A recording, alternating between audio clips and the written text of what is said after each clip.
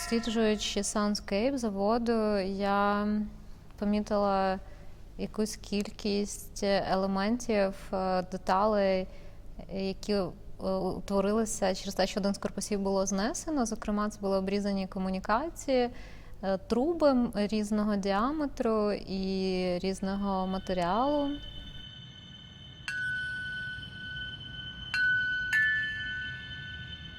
Я запитала, чи можна їх використати, і потім якось процес сам закрутився і навіть почав мене випереджати.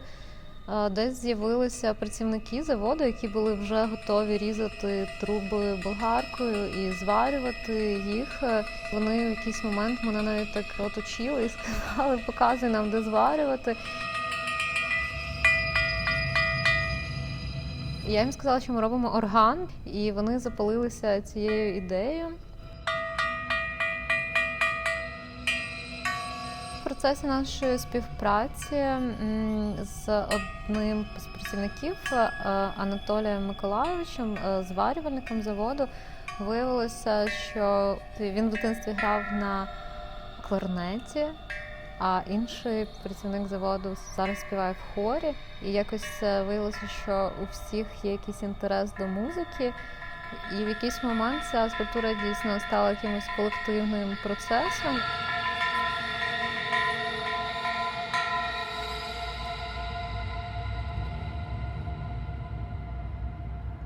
Для перформансу ми з Євгеном подумали, що можна з цієї звукової скульптури створити формат, схожий на йогу Надію, медитацію звукову, при якій оригінально використовуються чаші і гонг.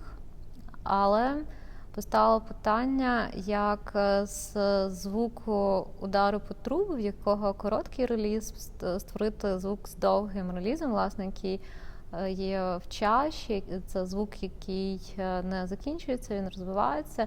І тут нам прийшла ідея використати алгоритмічну музику і доповнити звук, який народжується як акустичний, його якби електронним побратимом.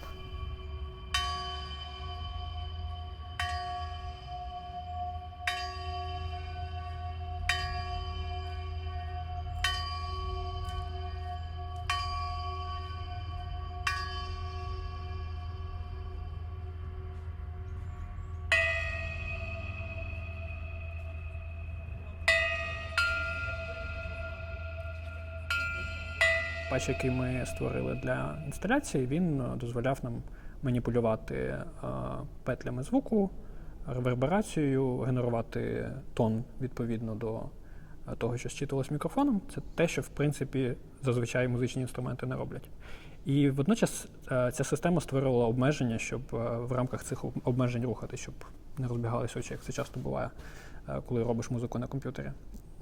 Тому так, власне, зараз мені цікаво створювати системи, які задають обмеження, але водночас розв'язують руки робити щось цікаве.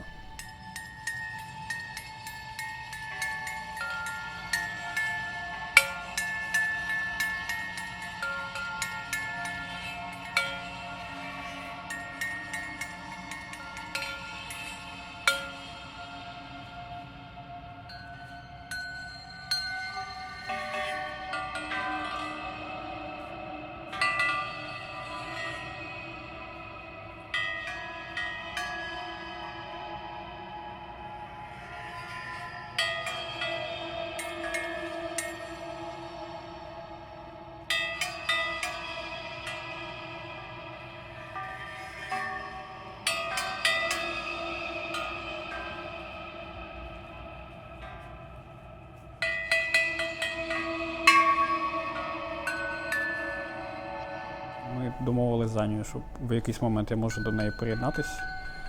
І це було якось так інтуїтивно. Тобто Аня в той момент грала по високих нотах, а я вирішив, що не вистачає басу, причому такого протяжно. І я вирішив створити звук якийсь схожий на, не знаю, віолончель.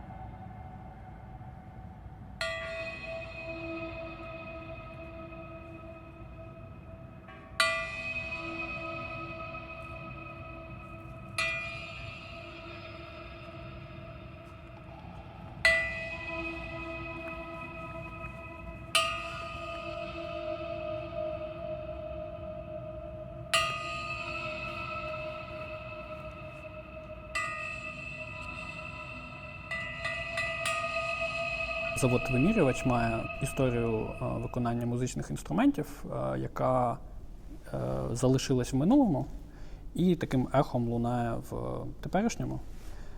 І, власне, зараз є плани відновлювати завод і створювати там якісь нові простори для створення ідей. І ми спробували пов'язати це з тим, як розвивалась наш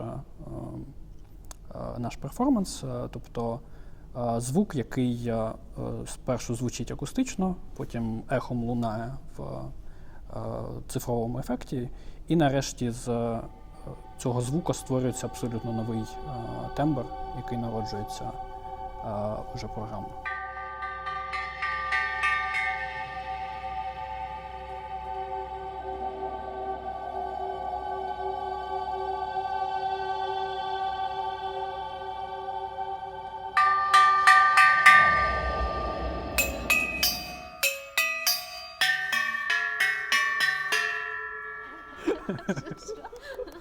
У нас на фестивалі один із робітників був, який просто протусив з нами до ранку, тому що йому дуже все сподобалось, тому що це фестиваль експериментальної музики, здавалось.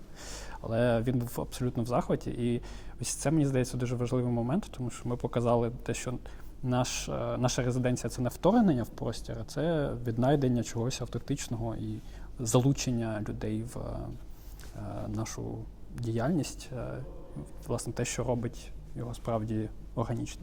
Да, приємно, що ця скульптура була так задумана, що вона народжена в цьому місці і вона залишається в цьому місці на алеї заводу.